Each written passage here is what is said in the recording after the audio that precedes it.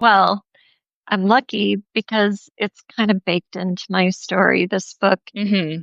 is epic and it's got four main settings already. And it just works out very tidily that I can have kind of well, actually, four or five settings, but the first three make one book in a very neat way that take my protagonist, Evelyn, from her home setting to an institutional school setting to a halfway house setting. And then when Mm. she leaves that world and sets off independent of any of those prior influences as a real adult with adult agency and actually being responsible for someone else, that's a great place to put that divider. So I got lucky, but I think if someone were in that position of saying, I've got this epic book, it's growing into a monster, I know it's going to stay epic even without any extraneous elements, even without being a bloated story.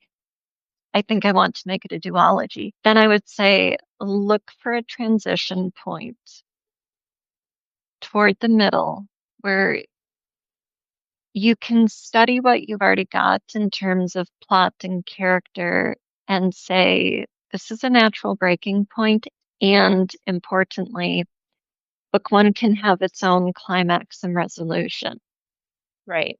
right? I think in my case, although I haven't written that far yet, I've outlined and I've done a lot, but I haven't written through in such a way that I can say with certainty, here it is, it's done. But in my case, I can say, okay, this jump from some kind of institutional life to independent life, Right. that makes sense. And the thing that is her decision-making point before she makes that leap, that works. I can have a climax there that will satisfy readers of book one, even if they never read book two and they just want to think that was girls in institutions in the 1920s in America.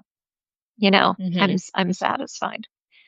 So look for those criteria. Can I have a climax and a resolution without forcing it with some sort of natural break so that the transition makes sense? Just like, when you've got a scene break, there's white space. We have to jump it. The reader has to jump that white space. It's little. You're hopping Hmm. over a puddle.